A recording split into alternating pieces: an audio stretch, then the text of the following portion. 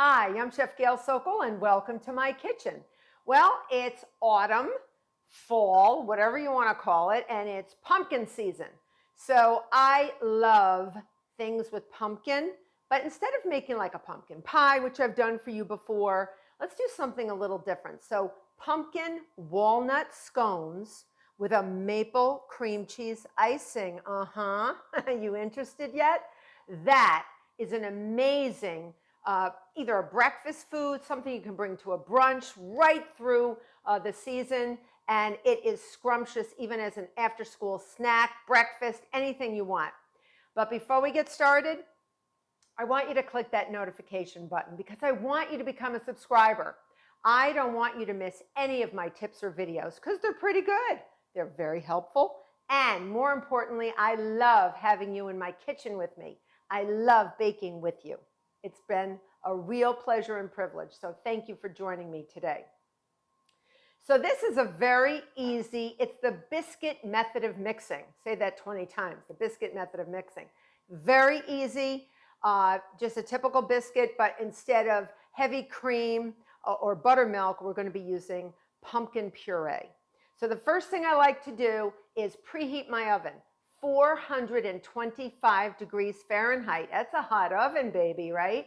Because they don't bake for long. You can actually make a batch of scones or biscuits lickety-split, like 10 minutes. Takes longer to bake them than to make them. So the first thing we're going to do is, and I've preheated my oven already, so you want to make sure about 15-20 minutes before you're ready to bake. In a big bowl, no mixer, you don't see any mixer here. We're going to use the mixer for the icing, but that's for later. So in a big bowl, I have 2 3/4 cups of all-purpose flour, and I'm going to whisk together all my dry ingredients. So 1/3 cup of granulated sugar, and then I have 1 1/2 teaspoons of pumpkin pie spice, and that you can easily get in the grocery store. If you don't want to use that, you want to use apple pie spice, it'll still complement the pumpkin that we're going to be adding. If you want to just use cinnamon and ginger, do whatever spice combination, but it's about 1 1/2 teaspoons of a combined spices, because pumpkin pie spice is a blend of several spices. And I have a 1/2 teaspoon of salt and 1 tablespoon of baking powder, because we want these to rise. We want to get them nice and high and big. All right, now I'm whisking that all together because I want the spices and especially the chemical leavener, the baking powder, to be homogeneously blended in with our dry ingredients. All right. This is also very similar to a flaky pie method. So you would make a pie crust similar to this too, only you wouldn't have as many things added to the flour other than maybe salt. All right, so I am going to get rid of my whisk right now. We are going to add 1/2 cup of coarsely chopped walnuts that I've toasted, because they always taste better toasted, but we're going to wait and add that afterwards, after our butter. So the biscuit method of mixing always has a cold fat that's been sort of cut into little pieces. So I have 1 stick, 8 tablespoons of unsalted butter, and it's cold. It's not at room temperature. You want it cold. And then you have your pastry blender, all right, which sort of looks like a stirrup, like you're going to ride a horse with 1 leg. but it's a stirrup, and it's actually going to cut our fat in to our dry ingredients until they are about pea-sized pieces. And once you get that, that's when you're going to add your liquid ingredients, and I'm going to add my walnuts afterwards. It's a little bit easier to cut the fat in without chops of hard nuts. And if you don't like walnuts, leave them out. If you like another type of nut, put them in. Whatever you want to do, this is your scone. So you do what you want to do. So we're going to keep going. And by the way, if you don't have a pastry blender, you can use a fork and a knife and literally cut in the fat. So this is done so that you get some flakiness to your scone or biscuit, whatever you're making. Because once you get your dough together, it's going to be sort of a combination of fat and dough dispersed in there, but the fat is never thoroughly blended in. The fat will melt in the high, hot oven of 425, And then it's going to form a space. That space fills with air, steam. Air gets really, really hot in a hot environment like the oven, and it's going to push above, so the dough above and below that space is going to separate and form like layers. Yum, yum. And it's got a little bit of a richness from the butter too. So I'm about there. I have pea-sized pieces. They're little tiny, tiny little garden peas. And if they're a little bit bigger, that's fine. You just don't want big chunks. Now you put your pastry blender down. You don't want to use it anymore. No more pastry blender. And I'm going to add my ½ cup of walnuts. And I'm just going to use my spoon. I have a slotted spoon. If you have a wooden spoon or a rubber spatula, that's fine. Just going to get my walnuts in there. And if you wanted to add raisins or anything like that, but my family's like, you put in raisins, we're going to disown you, woman. So I can't use raisins. I love them, though. I sneak them in sometimes. So in a bowl, I have, and this is not pumpkin pie mix in a can. This is pureed pumpkin, actual pumpkin. I have 2/3 of a cup, and you can tell it's not very watery. It's pretty dry. And we're going to add 2 large eggs. And this is very unusual for a biscuit. You don't normally add eggs, but we're going to add them here. And I'm going to break the yolks and sort of whisk this together. And then I'm going to put it into my dry ingredients. All right. So I'm going to mix everything with this spoon, and then hopefully we will get a nice dough that we will divide. And then you just make your scones and you throw them in the oven. I mean, it's super easy. All right. Basically, one bowl with your dry ingredients, you cut in your fat, and then you add your liquid ingredients. All right. So now we're just going to add this pumpkin egg mixture, and you can smell the pumpkin. It smells really nice. And we're really going to boost up the flavor with the maple, which really complements pumpkin so nicely. So I'm going to mix this up, and we're going to keep mixing this until we get sort of a dough. So once you stir it enough and nothing's really happening, and it's like, I got to get my hands in there, get your hands in there. So I'm going to clean my, excuse me, I'm going to clean my spoon off and get my hands in here. I'm going to move that and actually get this, my hands in. You don't want to mix it like you're, you know, really kneading a pizza dough. You really just want to push it together till it comes together. If you feel it's still a little dry, I always have a little milk nearby because you can drizzle that in if you feel that it does not come quite together as a dough. All right, but be patient. Be patient. Good things happen when you wait. So I'm not kneading it, but I am mashing it a little just to, I don't want to warm it up because I don't want to warm up those butter pieces, but you can see it's coming together. We're coming together. We're doing it. We are doing it. And I'm not going to need any extra liquid, but I always have it just in case, a little milk or cream, which also maintains the richness, but you can see it's coming together. I'm going to flip it over so I can get all the little pieces of flour. It takes longer to mix it than it actually does to put the ingredients together. And I still see bits of butter in there. That's a very good thing.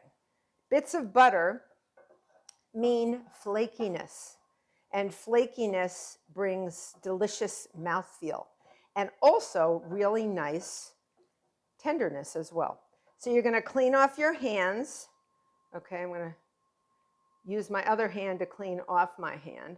So you always don't run and answer your phone because you'll have pumpkin scone dough all over your phone.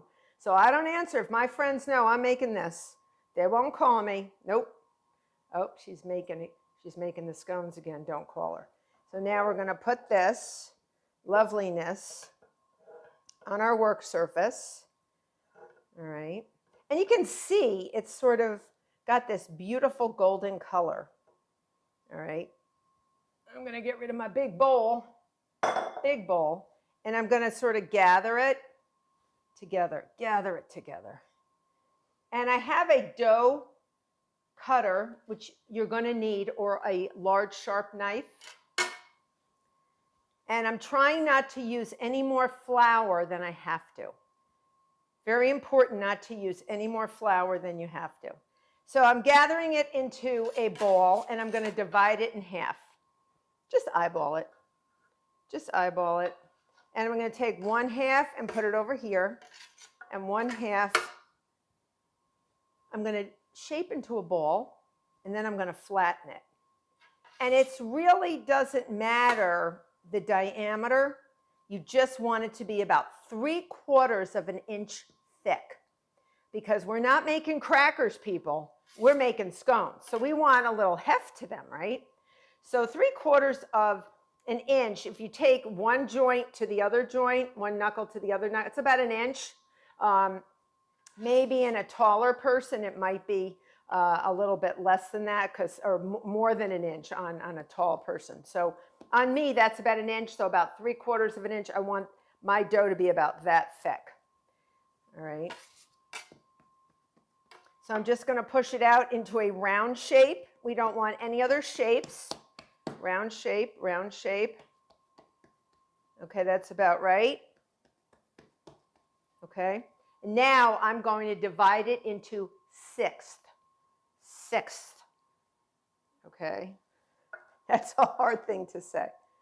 All right. So in half first. All right.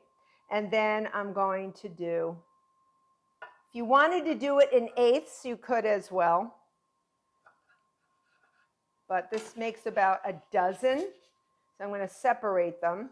And I'm going to put them on a parchment-lined sheet pan. Okay? And I like to go point like a little bit further apart, but I like to go point one way and point the other way. I don't know, it just looks pretty on the sheet pan. Not that it matters, but you know, I don't want the oven to judge me. I don't know. I'm a crazy chef. Do it again. All right, and do it again. And then you're going to repeat this. And if they get a little, like, you know, weirdly shaped after you cut, don't worry about it. Like the walnut might have thrown the shape off or whatever. Don't worry about it. I'm going to move this recipe over and then give it a little shove underneath gently. And I'm going to just shape that so it looks more or less like the others. All right. We love you anyway. And you're going to put them in the oven for about 22 to 25 minutes until they're nice and golden brown, and they will puff up. So look at the space I've given them. I have another sheet pan covered in parchment paper right here for my other half a dough. So I'm going to shape this one. I'm going to see you back when they come out of the oven, and then we're going to make our delicious maple cream cheese glaze. My pumpkin walnut scones came out, and they're gorgeous. Now, I looked midway through, so between 14 minutes, they did not go up to 22. My oven ran a little hot. If your oven runs a little hot, check a little bit earlier. They may not make it even to 22 minutes. You want to take them out because the pumpkin really absorbs that heat, and they got nice and golden brown very early. And you want to make sure these are hot out of the oven. So you want to make sure that they're firm. You can stick a small toothpick inside to make sure it comes out clean so it's not doughy. But you can feel, if you make scones or biscuits enough, you can feel that they feel like they're done and they're sort of firm. So you want to take them out. So again, instead of 20 to 25, look more between maybe 17, maybe 14 to 20. 14 to 20 minutes. Just, you have to gauge it depending on your oven. 425 is a hot oven. They bake quick. All right. Are we ready for our maple cream cheese icing? I'm very stoked about this. All right. So we are going to use the electric mixer. You can do it by hand if you want to, but because we're using cream cheese, I really want to get that beaten up. So I have 3/4 of a cup of confectioner's sugar, and this is the best sugar to make for a glaze or an icing, something that you want to spread. You don't want granulated sugar because you will taste sandy, a sandy quality in the mouth. So confectioner's sugar, put it through a sieve if it's lumpy. If it's not lumpy, don't worry about it. 3/4 of a cup. I'm putting it on my motor. And I have half of an 8-ounce package of cream cheese, and I've left this at room temperature so it's nice and soft. So I'm going to put that in there as well. And then I'm going to use my paddle attachment, and I'm going to get it going. And I'm going to add some maple syrup. This is known as a simple glaze, and you use this when you make cinnamon rolls, even black and white cookies. You'll use a glaze very similar. It's usually confectioner's sugar and some sort of, it doesn't have to have a fat. This has some cream cheese because we want a cream cheese flavor. And then eventually you want to add some liquid so that you get a spreadable consistency. So this is still very dry. So I'm going to add, to loosen it up a little bit, 1 teaspoon of maple extract. Now, maple syrup, high quality maple syrup, is scrumptious and delicious and adds a lot of flavor. But the maple extract will actually give it a pow of maple, all right? And you will never question what it is. Pow. You didn't know I could punch, huh? All right. So let me show you what it looks like now. It's pretty thick. It's not really spreadable. If I was really going to spread this over my beautiful scones, and it's a little bit not sweet. Cream cheese and a little confectioner's sugar is good, but we want to sweeten it up just a little bit. Now you could add milk or cream, but we want to really hone in on that maple flavor. So I cannot give you an exact measurement. It may be a tablespoon of maple syrup, and maybe 2. It depends on whether you want to drizzle or you want to smear your icing on your scones. I like to smear some. Today I'm feeling like smearing. So we're going to put in about a tablespoon. Just going to put in a little bit and see where that goes. All right. And then we will use as much or as little as we want. And this looks good. And you're not whipping it, you're just mixing it. That's all you're doing. And I think we're there. Yeah, I think we're there. So I'm going to do the rest by hand when it comes out, and I'll show you. You can see it's really about like that. We're not making an actual frosting. We're making sort of a glaze / icing. So let me clean off my paddle. Oh, it smells. It says maple with a capital M. Yum. That's going to go so nicely with our scones. So, so great. And you got that cream cheesy flavor. That's so good. All right. Now, again, I've always taught you when you have your electric mixer, you want to scrape around the bowl because you got that little thing that sticks up on the bottom where it fits into the motor. So you want to just get that going. And you can see that's nice spreadable. That's a nice spreadable icing. All right, I'm going to move my recipe off the side. Now, the warmer they are, the more the icing is going to spread. If you don't want it to spread too much, make it a little thicker. If you want it to really spread, you can actually do it when they're cooler. All right, so I'm going to lift this up. This is cooled down a little bit. You have your beautiful, beautiful scones that are frosted. Ooh. And you can put as little or as much as you want on them. Some people just like a little bit, and some people like them really drizzled on heavily or smeared on heavily. I love that word, smear. And with cream cheese, we always smear like a bagel or peanut butter on bread. And they look so pretty, look, right? So the word smear is quite apropos. So I sometimes drizzle, but today I feel like smearing. You know, what can I tell you? I'm schmearing today. Put as little or as much on as you want. And these are your beautiful, beautiful pumpkin walnut scones with your beautiful maple cream cheese glaze. I'm going to have myself a bite. I hope you become a subscriber. I hope you make these. Until next time.